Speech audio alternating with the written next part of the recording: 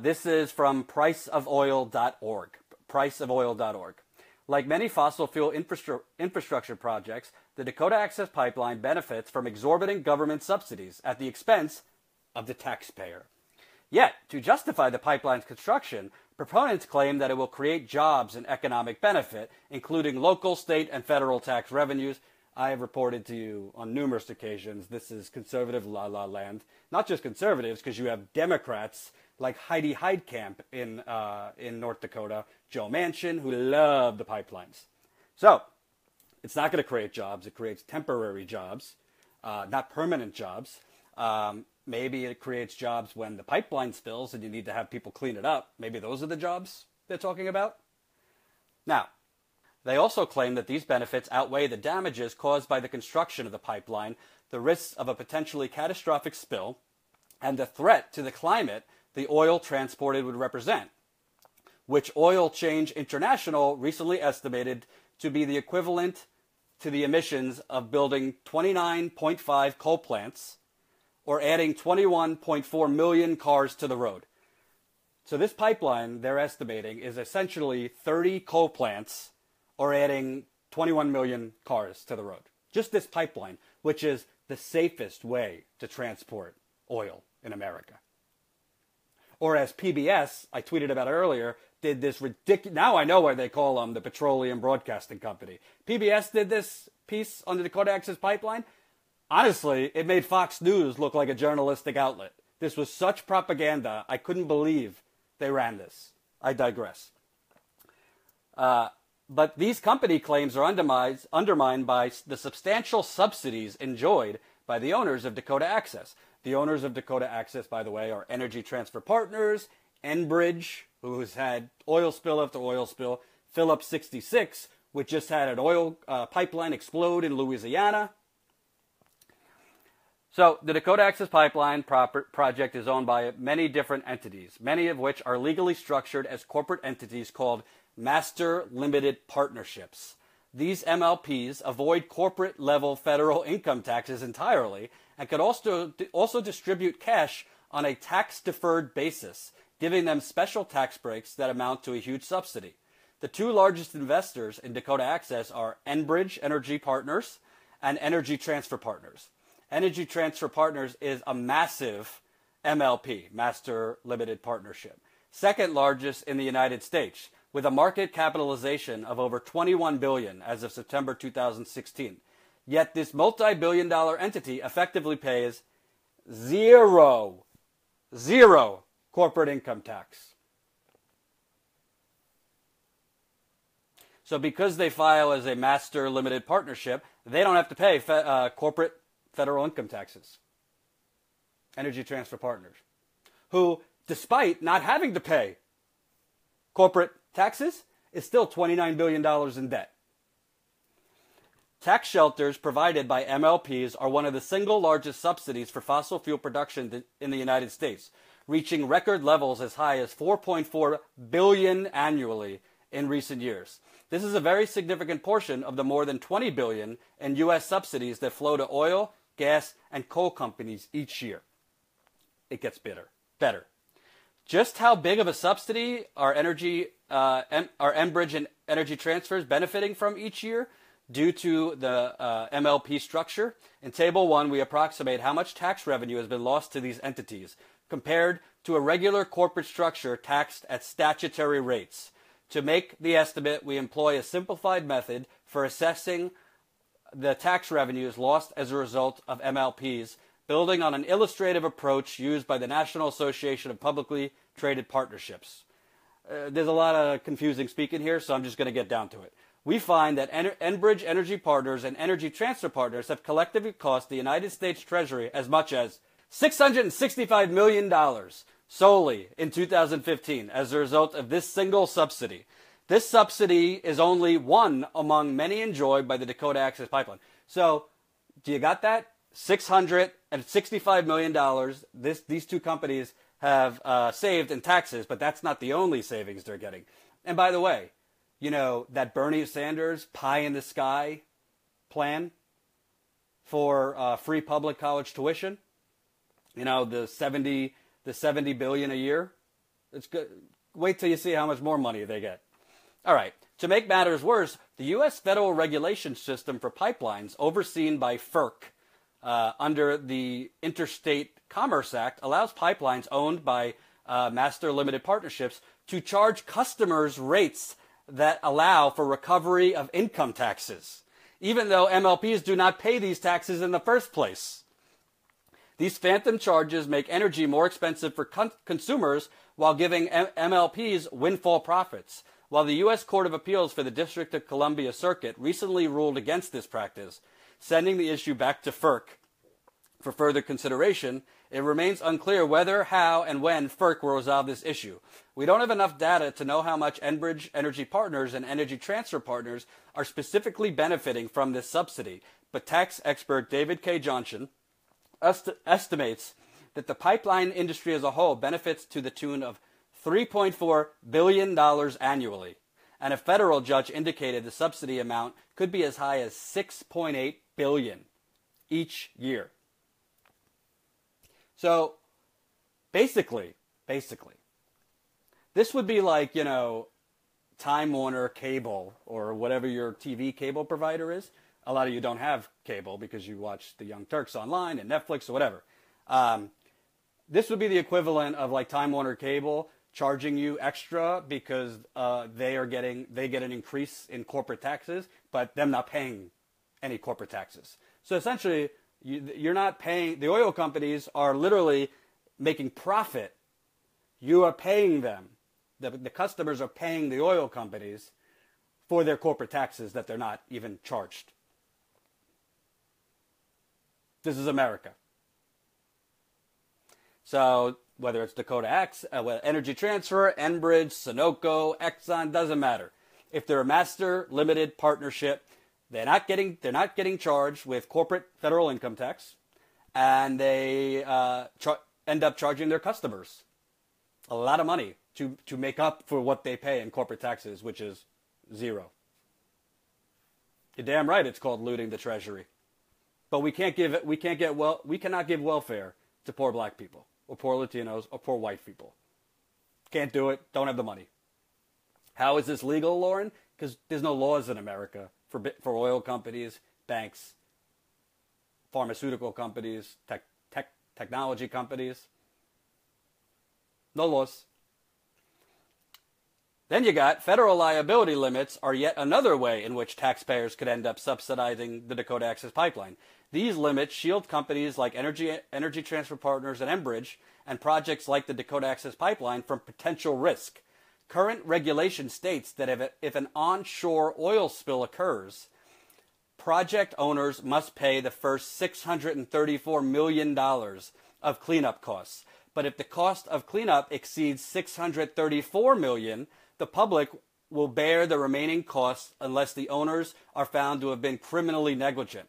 A spill that contaminated the Missouri River or the Oglala Aquifer could easily outstrip that figure of $634 million alone, to say nothing of associated impacts. It's estimated that the aquifer supports more than $20 billion per year in food and fiber production. So you got that? Unless they're found criminally negligent, which you think Donald Trump or the EPA, if it even exists in 2 years, and this pipeline spills, is going to find Energy Transfer Partners or Enbridge criminally negligent, or the Jeff Sessions Department of Justice. So 634, let's say this pipeline spills, 634 million is going to be a drop in the bucket to how much money it's going to cost to clean it up. And obviously, if crude oil spills on the Missouri River, there's only so much cleanup you could do. There's going to be some damage. There's going to be, God forbid, people drink the water. You can't clean up if people drink oil or animals are soaked in oil. And when oil spills, it goes out into the atmosphere. So that is like pouring jet fuel on climate change. Yes, Jerry, it might not leak at all. Good. Very smart. You must be with the Chris Berg people who pipelines never leak. Don't look at the actual numbers. So between not paying any federal corporate income tax, them it being capped at $634 million, the company's only responsible for $634 million. $634 million is a drop in the bucket to how much money these oil companies are going to make on this pipeline. That's a slap on the wrist. And who pays the rest of the cleanup? What are they going to make Standing Rock Sioux Tribe pay for it after everything they've done already to the Native Americans? It's unfucking believable. Unbelievable. Conclusion. In sum, we could say authoritatively that the Dakota Access Pipeline project and its owners are being heavily subsidized by U.S. taxpayers. Enbridge Energy Partners and Energy Transfer Partners alone received as much as $665 million in tax breaks last year as the result of a single subsidy, and they benefit from many more subsidies that were not quantified in this analysis. As such, the total amount of subsidies they receive is almost certainly much higher than the estimate provided here. As climate impacts mount and important questions of native sovereignty, property rights, and clean water are raised by communities impacted by fossil fuel infrastructure, it is time for the United States to end subsidies to fossil fuel producers once and for all. Again, this is priceofoil.org. Once we make this a YouTube video, I will put this whole link in there so you can read it yourself.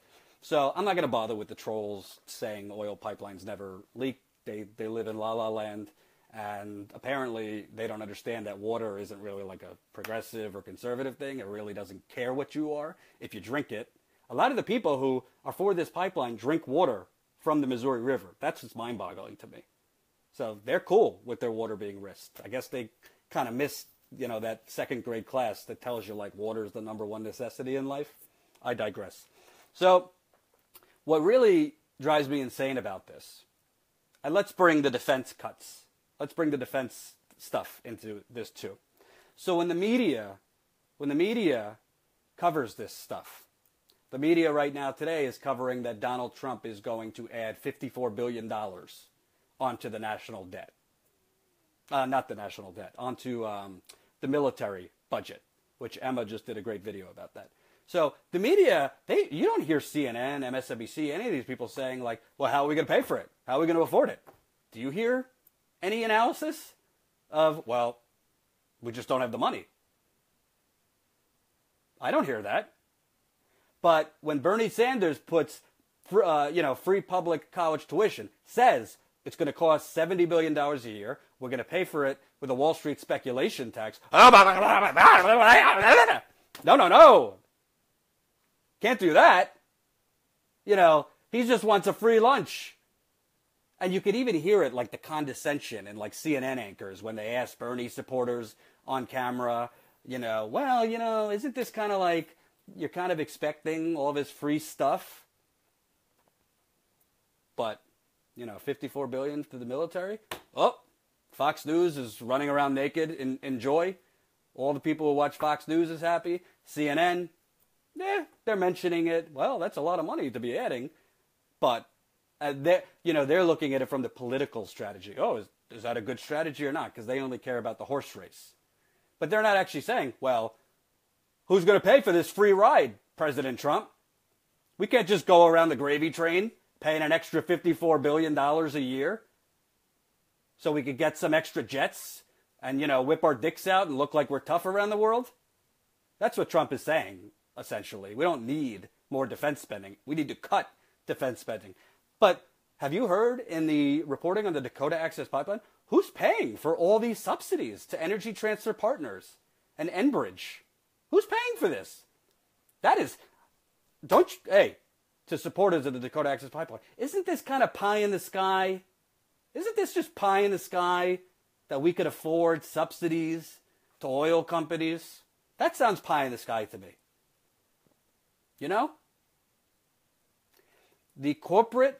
The selective corporate hypocrisy and the selective corporate economic concern. We expect politicians to be hypocrites, but we expect media to be consistent in their reporting. So when I watch a PBS video that I tweeted out earlier, that they have like the Morton County Sheriff on saying, oh, this was mostly a peaceful native protest movement until all these people came and became, a hippie Burning Man. Literally, that's what the sheriff said, and PBS ran that. Did PBS actually cite that, all these natives from around the world came? Did PBS cite all these environmental activists that are not native came and stepped aside to what the natives wanted? Like Shailene Woodley, a very successful actress, came and just said, what can I do? No. PBS put this idiot Morton County sheriff on to say, oh, it's a hippie Burning Man. And then PBS put some more stuff about putting energy experts on to say, well, this is the safest way to transport pipelines. Because, PBS, it's just like, they say this, they say this. I don't know what the truth is. Meanwhile, and I'm sorry, folks, for my crudeness, but sometimes you got to keep it real, Energy Transfer Partners, Enbridge, is sucking at the government's teat. And it's fine. We can't pay for free public college tuition, can't pay for universal health care, can't pay for people who have no homes, have no food. You're out of luck. Oil companies, banks, pharmaceutical companies, the money is unlimited. This is why it's important when the DNC puts forward Tom Perez. This is why it's important when Democrats put forward corporate shills who ain't going to do a goddamn thing about what I just told you. They're not going to end corporate subsidies for Energy Transfer Partners.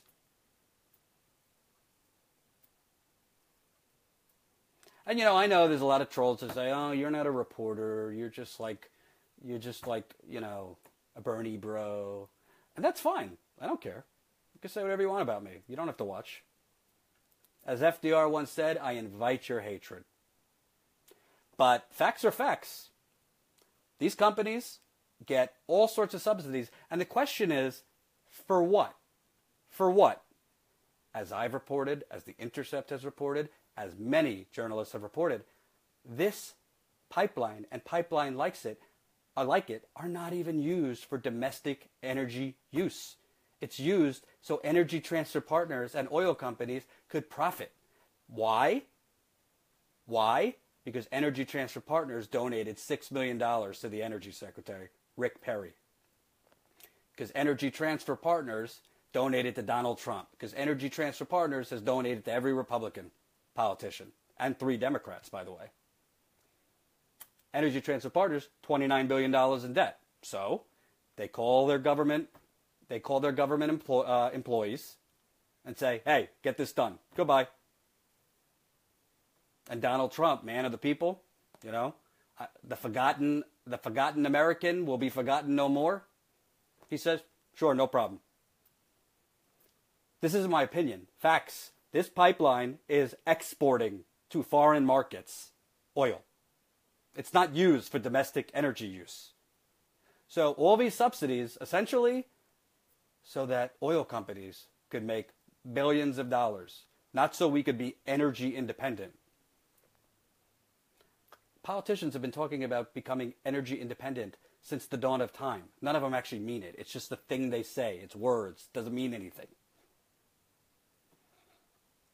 So next time you go to a town hall and you hear conservative politicians or Democrat politicians say, we cannot afford, we got to cut welfare, we got to cut education, we got to cut healthcare, we got to cut.